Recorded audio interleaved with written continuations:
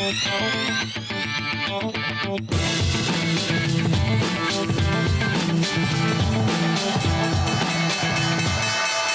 is there. It is Rides Fair for Autism Research. So that's interesting. That's a foundation, right? So, folks, it's New York Stock Exchange. They usually put companies that are publicly traded companies on the balcony to ring the bell. Maybe they're listing their new stocks, their new companies at the New York Stock Exchange, and occasionally they'll put foundations and good causes up there, charitable foundations, etc.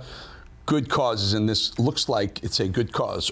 Wall Street Rides Far, looks like. I can't see what that guy said there, but Rides Far for Autism Research. So that's what they're doing there. Interesting day on Wall Street today. Again, this is on the heels of some big earnings. Tesla had their earnings. Chipotle had earnings. A couple others had their earnings out. Dow Jones lost 300 points. 316 points is the latest.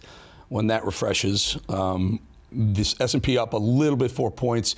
NASDAQ up 38. So a mix, they call it a split open, a split close again on Wall Street. So you had the Dow down and you had NASDAQ up. Again, gold holding above $3,300 an ounce, $33.75, almost $3,400 an ounce. Gold, oil made its move up a little bit. Crypto moved up. Crypto almost 119,000 to the Bitcoin right now. Ethereum 37.27. So strong crypto markets. We've been talking about that. In fact, I think 2 days ago I said, as everything gets a little bit weaker, a little not such a clear path in the equity markets, the gold and the crypto have been very, very strong. They've been bucking the trend up and bucking the trend down. They just continue to hold their value. All righty, folks, we're standing by for possibly Donald Trump. He's at the Fed. The Federal Reserve right now, where Jerome Powell is going through a $2.5 billion renovation, and Trump is very upset about the $2.5 billion being spent to renovate a building that cost less than, I believe, $1 billion to build in the first place. It's valued less than $1 billion, and so Trump wants to know why. Of course, what we know Trump is doing, he's working the refs. He's leaning into Jerome Powell. He wants Jerome Powell to leave. He's the Fed chairman. So I think what's happening is I think Trump is going to kind of give him a little bit of a hard time. What are you doing for $2.5 billion? Let's look around here a little bit, folks. Let's see what this is all about. Why else would the seated president go to the Fed, the Federal Reserve? And he's doing it because he wants Jerome Powell to step down. And you know, he's right. And I've been doing this a really, really long time, a very, very long time. There is room to move interest rates down. We're at 4%. We're at 4.25% right now. You can bring them down to 1-2%. You know why? Because inflation is tame. We see the inflation number month after month, and it's very tame, 2.7% inflation. Remember, we went from 1.4% inflation when Trump left office in 2020. Through the whole Biden term, it went up to 9.9%. It just ripped for the first 2.5 years, started to ease off. But when Trump took over, it was in the 5-6% inflation. And he got it down to 2.7% on its way down further. That oil price I talk about every single day matters a lot to the inflation. And that's why Trump is saying, lower interest rates. You lower interest rates, you make everything more affordable, make housing more affordable for the folks, whether you're buying a home, because of the long-term interest rate, the long-term mortgage rate is right around 7%. That could be 5%. It'd be cheaper to buy the home. When it's cheaper to buy the home, people will buy homes and rent them out. So if you have a cheaper home that you've purchased, you can lower your rent to cover your costs. So bring interest rates down, the whole economy does much, much better.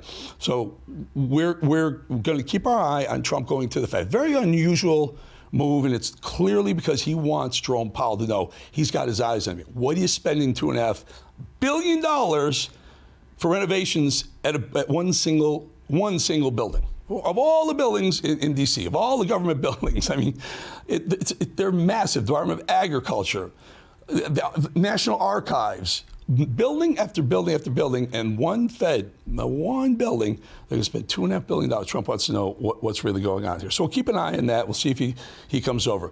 We also have, let me know, Control, I believe we have Harrison Fields, who's We have Harrison Fields, who's standing by at Pebble Beach, right outside the White House, and he's going to give us a little bit of rundown of what's going on. Harrison Fields, Deputy Press Secretary and Special Assistant to the President of the United States. Harrison, really good to have you, my friend. A lot flying around in D.C. these days. Obviously, the boss is headed over to talk to Jerome Powell, find out what he's spending $2.5 billion tax dollars on renovating. Want to know what it's going to look like, what you get for $2.5 billion these days in D.C. But I think what's the most important thing we're talking about right now, Tulsi Gabbard, the DNI, has exposed likely a relationship between Barack Obama, maybe Hillary Clinton, possibly the Russians, maybe James Comey, and others to have affected some of the 2016, maybe even the 2020 elections. Sir, what do you know? Yeah, so always great to be with you, Eric. We commend DNI Gabbard for her leadership in doing something that's never been done before, which is the uncovering of what we pretty much already knew, which was the coup that was going down under the Obama-Biden administration before President Trump entered the White House the first time. The DNI laid out a compelling case that is now on the hands of our amazing Attorney General Pam Bondi, in which the DOJ will go through that case, and if there is there, we will go about and tell the American people. All of this is about transparency. All of this is about accountability. These are key pillars of this presidency, a big change from what we had to endure for the last 4 years. You know, very interesting. And now there's been an ongoing kind of pushback forth between Trump and Powell about interest rates. I'm with Trump. I've done this a very, very long time. I spent 15 years on the street prior to doing any TV at all. Interest rates can come down. They have a lot of room to come down. I was at the U.S. Department of Agriculture 2 weeks ago. Egg prices have come down under $2.50 a dozen. That matters. It's food pricing. Food prices are coming down. Gas prices are down 30% under Donald Trump. We're watching the total inflation rate come down. When you bring interest rates down, people have more money in their pockets to spend. It just juices the economy. It's good for everyone. And for Powell to be standing there, and Trump says, you just jacked this up from $2.5 billion to $3.1 billion, and Powell's saying, well, that's another building. Fascinating. Harrison, what's your response to that? Well, it was really must-see TV, and it really just goes to show you the leadership of this president. When I saw Chairman Powell, I kind of laughed to myself, and it was like the kids were running home alone, and then Dad came home, and they're like, oh, crap, now we have to answer for a $2.2 billion building that, guess what, the American people have to pay for, not Jerome himself, and we need answers. This seems to be a miscarriage of finances. This seems to be a massive misstewardship of finances, the same stewarding in which the president is trying to correct. Look at the efforts to cut waste, fraud, and abuse. Look at the rescissions package that was just signed minutes ago in the Oval Office. We need to get back to proper stewardship, and we're going to look at the Fed. If this building is costing $2.2 billion, but a palace in Saudi Arabia that is crusted with gold is costing way less than that, the federal government and those that made this deal need to answer for this. This president is the art of the deal. He is the deal maker in chief. He is not going to set up this country or the American people for a bad deal. And he also touched on interest rates. We need interest rates to come down. You're an expert on this field. K Street knows this. Wall Street knows this. Main Street knows this. We have all the indicators. Jobs look great. Inflation remains low. Look at the level of investment coming to this country. Every economic indicator is flashing red. We need to lower interest rates. Jerome Powell knows this. The Fed knows this. And I actually think we may see some movement here because of the president's leadership. And the people that need it most are the everyday Americans that are just continuing to take a hit because they can't buy a home because interest rates are too high. They're still dealing with credit cards with interest rates too high. We need interest rates to go down. This will be the last tool in the president's toolbox to make this economy roar because we're already seeing massive gains. You know, if you get interest rates lower, we pay less interest on the debt that we have borrowed from other countries. There are so many reasons to lower interest rates if you can. You can't lower interest rates in an inflationary environment. You just can't do it. You'll burn it. You'll burn out. You'll flame out the economy.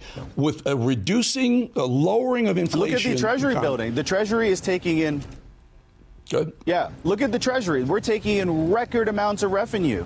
We're taking records amount of revenue, and we're cutting spending. What are we doing at the Fed? Everything is just pointing to politics at this time. It's not pointing to common sense. This is why the president and people like Director Pulte have been so adamant that we lower these interest rates. Harrison, can I do this? Can you stick around for a break? If you can, that'd be great. If you can, I understand this is a little bit of a last minute ask. We didn't expect Trump to get into this block. But if you got 2.5 minutes, we'd like to talk to you again on the backside. Do you have that? I'll stick around just for you, Eric. All right, cool. We'll be right back, folks. All right, let's head back out to Pebble Beach next to the White House. We're back with the Principal Deputy Press Secretary, Special Assistant to the President of the United States, Mr. Harrison Fields. Harrison, really good to have you. Thank you for staying with us. And we're going to throw a shot up. There's another podium. There may be another event. Just want to keep the folks aware. Harrison, before we got into the interest rates and whatnot, we played a little soundbite of Carolyn Levitt just absolutely crushing the legacy media because they've changed their tune on whether Russia was involved in election interference or not. Give us a sense what's going on behind closed doors in the comms department, the comms shop about this, because this really is the moment for you guys to shine because you have them tattooed to the wall. Yeah, so what we're seeing here, and the American people saw it, was when they had this Russian Steele dossier. That was the raindrop that brought in the tsunami of witch hunt after witch hunt, lawfare after lawfare. We're still seeing it today with these judges trying to hamstring this administration.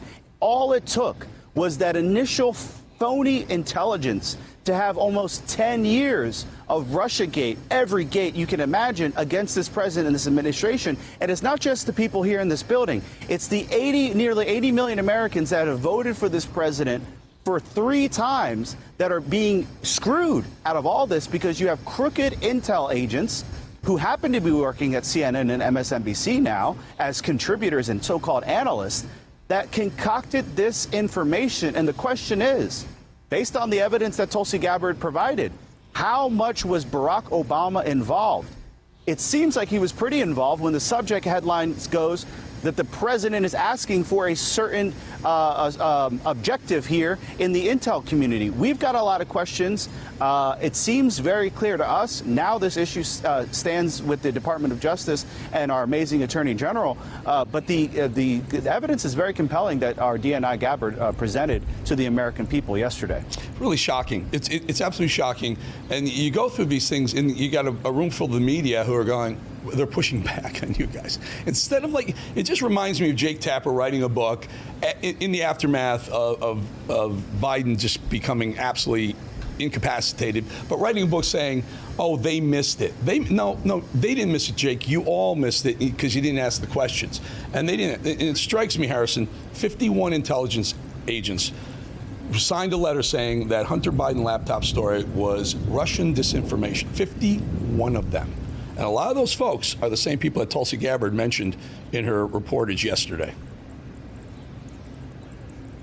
I remember when the president said that COVID came from a lab or didn't come from a lab, the media said that he was wrong. Trump was right about everything. Just take him for his word. The media will take about 4 or 5 years to get to the same page, and then we're going to sit back and say, well, you guys are late. We, the American people, have been telling you this. This is why no one consumes CNN. If you look at the ratings, it's terrible. If you look at the readership for the New York Times and the Washington Post, absolutely terrible. This is why more Americans are turning people to like you, Newsmax, Fox News, because they want credible sources. They're tired of the editorial boards running these rooms, the control rooms. The American people are tired. They want answers. This president is committed to accountability and transparency, and this is exactly what you're seeing. We all knew who was involved. You had crooked spies who are now our analysts on TV shows pushing the same lies, the same BS. This president knew it from the beginning. He called it then. We're calling it now, and we finally may have some accountability because we've got we don't have crooked cops in the DOJ anymore. We've got leaders. We've got people committed to law and justice, and we'll see where this all goes. I have a bit of a tough question for you, Harrison. And listen, I know it's a little bit sensitive because Trump is suing Wall Street Journal, but you guys get a good shake from Fox News generally. Not now, not necessarily in the lead up to the election, but now. Then the sister media company to Fox News is the Wall Street Journal. Trump is now suing the Wall Street Journal for $10 billion for publishing an article or a letter that he says he didn't write. How do you deal with that as a comms department? Like you still have to kind of play nice with the Fox News, but you don't have to play nice with the Wall Street Journal. Is it a tough balancing act for you guys?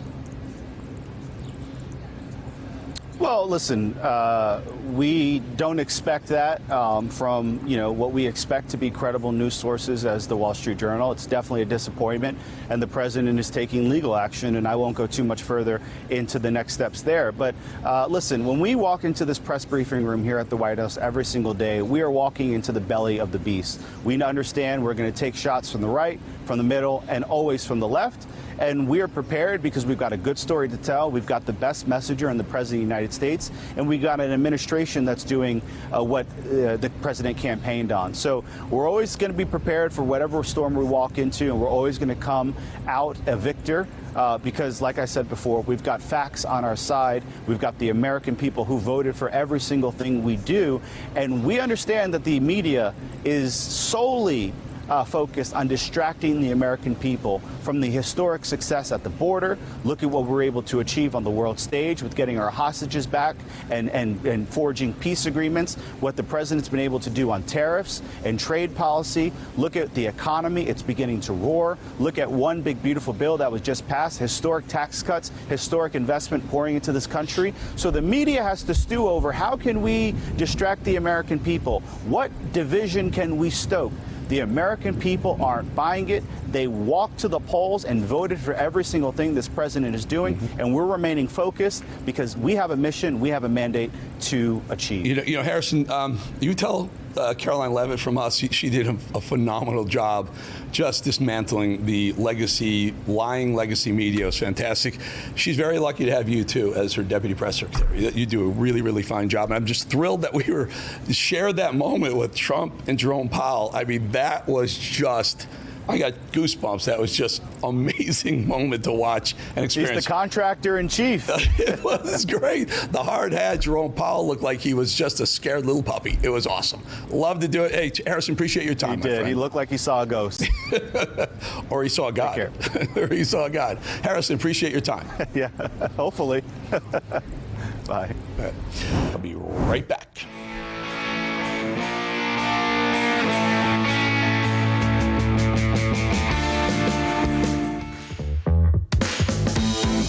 He's been standing by very patiently. Let's bring in the next guest. An important question to this guy, which is, do you trust Adam Schiff? And he says he doesn't. And he says Adam has a terrible ethics record, calls him an abuser and a liar. Let's welcome the president of Judicial Watch, Tom Fitton. Really good to have you on, Tom. And how about Adam Schiff there? Guilty of some of the things that he was trying to nail Trump with in impeachments 1.0, 2.0, and who knows, in between the two presidencies. What's going on with Maryland man Schiff? Well, besides his lying about Russia and abusing his office to target people he doesn't like politically, secretly subpoenaing phone records, for example, and then leaking the contents, on top of that, there's credible evidence he committed mortgage fraud. It's quite simple. When you apply for a mortgage, you're supposed to declare whether the property is your primary residence or not. And you can't have two primary residences. And he cited that he had two primary residences falsely, it looks like, according to the records, 3, 4, 5 times on various loan applications. And that's potentially a federal crime. But he can complain all he wants about being targeted and such. It's a readily apparent crime. And this is the same man who happily celebrated President Trump getting arrested not once, not twice, but 4 times based on the political lawfare targeting him. Here, it's pretty clear he was playing games, and he deserves, in the least, a serious criminal investigation, if not more. What do you think, Tom? Again, I ask this to every guest who we talk about. Do you think we will eventually see a perp walk for some of these people? By the way, we're watching Trump come down the stairs here. He's approaching a podium. So I apologize, Tom, if I cut you off, but will we see a perp walk? I I don't know. I think there will be figures involved in the abuse of Trump who will eventually be prosecuted. I saw on the we get these little emails from the White House. This is what he's on the plan tomorrow. Wasn't indicating that it was going to be open press and live. Sometimes they do stuff and send it out, and we replayed it when it's after they clean up or whatever they do to it. And it's no different from Trump and any other president. But this live, watching Jerome Powell and President inside and just with his tail between his legs, and then out here explaining, why are we spending $3.1 billion to renovate a building that cost a lot less than that to build in the first place, valued at a lot less than that. Your thoughts on this wild from the usual suspects here in D.C. Oh, well, that happens all the time in government. Yeah. Well, the American people are done with that. And, Judicial Watch has been a big proponent of transparency for the Fed. And this is exactly why we need transparency and oversight. The catchphrase is audit the Fed. Many of us have been calling out it for years. This is just one example of an agency that has power that really is not comparable anywhere else in our government in terms of our economy, that has little checks and balances as it relates to its conduct. You ask for records. It's one of the most difficult agencies to get information from about its operations and what it's up to. And you would knock your socks off to hear the various arguments they use. For instance, they've got all the local Fed banks, right? They say those Fed banks are outside contractors, and they don't have to give us records about their communications with them. I mean, there's not a darn thing the agency does that, to me, is suitably transparent. And I'm glad the president's holding the chairman accountable. Whether he fires him or not, or the fight over the interest rates, that's irrelevant to me. It's someone being held accountable for an outrageous misuse of tax dollars. There's a question. One of the reporters said, well, if this is the last thing you need to kind of make the economy whole and make it yours and more robust, why don't you just fire him? And Trump said something. He said, well, because it's a lot more difficult. That is the general consensus, that it's difficult to fire. You're not supposed to really get involved in one-sidism with the Fed. You're supposed to let them, their only job is to keep prices in check. And you don't want it to become partisan, but this is a clear example. There are so many indicators that say that interest rates should be substantially lower right now, given what's going on in the economy. I don't think it would roil the markets the way a lot of people think it would if he fired Jerome Powell. Yeah, I do think it would be less, as everything we're told about with Trump, if he does X, the world will collapse. That's never happened. And taking a reformist mentality, I think, is something would be good to do. I just think back to how Powell and the Fed had no problem financing the greatest expansion of government in modern American history under Joe Biden. Trillions of dollars in spending with low interest rates. And once that gets under control, he wants to keep the interest rates high. I'm sorry, but I think it's fair to conclude maybe some of those decision makings are more political than economic. Yeah, Tom, really good. I'm sorry we extended you here a little bit. I hope we didn't make you late for any sort of appointments. Tom Fitton, president of Judicial Watch. Always good to have you on, my friend. Good to talk to you. Thank you, Eric. All right, folks, we'll be back in 2.5 minutes.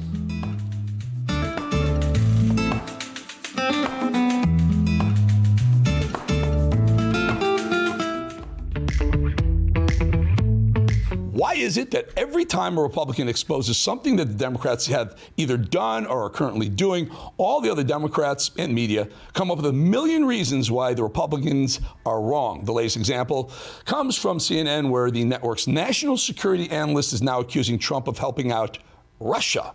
Listen. What I don't appreciate is that these are cherry-picked examples, that they are quibbling, angels dancing on the head of a pin when we have volumes of reporting. You're always going to find one report that's different. Okay, whatever. The big message here for Americans: Russia tried to interfere in our election processes with the point of undermining our confidence in our democracy. And by bringing this up again, the Trump administration is doing the work of our adversary, Russia. All right, so she's basically saying, Everything we did, we didn't do it. Trump's doing it. They're doing it. Stop it, lady. Stop it. For 4 years, you said it was the other way around. This one, I adore. Watch this. Since Russia is again in the news, let's take a trip down memory lane, shall we? Remember when Kamala Harris tried to explain what Russian collusion is? Watch. Let's back up and realize what happened. A historic adversary, Russia, trying to figure out how can I take away some of the strength of that place called the United States of America. Well, one of the strengths that they've got, and it's intangible almost, you can't really touch it, but it's strong. When they walk in the room, it's their strength, is that they are a democracy. Imperfect though we may be, right? Flawed though we may be, it's part of our strength. How can we nip at that? Well, one of the greatest pillars of a democracy, especially ours, free and open elections. We are very proud of the fact we've not had any revolutions in recent history. It is through a peaceful transition of power through elections. Our election system, imperfect and flawed though it may be. Forget what she was trying to say. No one knows what the hell she was trying to say. That's another word salad. But I remember, I think she was intoxicated. Didn't she sound drunk to you? I mean, I could be wrong. I'll qualify with that because I don't know for sure. But she certainly sounded like she had a few pops before that little interview, whatever that was. It's terrifying that for 4 whole years, that woman was one misstep away from ascending to the highest title in the United States. We were this close from having her president. Imagine that. Well, it turned out not to be that close. I find it remarkable that suddenly no Democrats want to have the Russia conversation anymore. Democrats are incredible at flipping the switch. You'd think the word Russia was never in their vocabulary in the first place after Tulsi Gabbard basically blew up 3 years worth of Democrat lies and fear-mongering. Tulsi's document drop caught the Dems by surprise. Listen to how CNN is taking the news. We have no idea. I mean, this is hardly information that we should even be repeating. Never mind that it's, some years after the fact, 8 years more than that after the fact, but also just to look at the source. But look, this is the what this White House wants to talk about, and I'm not sure that we should spend that much more time on it, frankly. Yeah. I mean, listen, I mean, every word out of your damn mouth for 4 years was Russia, Russia, Russia. CNN, MSNBC, legacy media, sometimes even Fox. Stop it. Stop it. You can't gaslight and change it and flip it on its ear, even though you try, Zeleny, at CNN. Apparently, exposing Obama's treason is going to cost a few people their lives, at least according to the Democrat Congressman Jim Hines, who thinks someone is going to die because the word is out about Obama's BS. They basically saying they should have kept it under wraps. Listen. We have no idea. I mean, this is hardly information that we should even be repeating. Never mind that it's, some years after the fact, 8 years more than that after the fact, but also just to look at the source. But look, this is the... That's the same one. It's okay. How about this guy, ex-DNI James Clapper, Director of National Intelligence. James Clapper admitted he's already lawyered up because of his role in the Russia hoax. Sounds pretty guilty to me. He's worried. He knows that he can't run much further from his years of dangerous lies, and neither can the rest of his co-conspirators. Here's Clapper talking to Caitlin Collins about the road that lies ahead. When the director says that she's referred these filings to the Justice Department for a criminal investigation, tonight we're told they formed what is called a strike force. Do you have concerns that they will attempt to prosecute you? Well, certainly I do.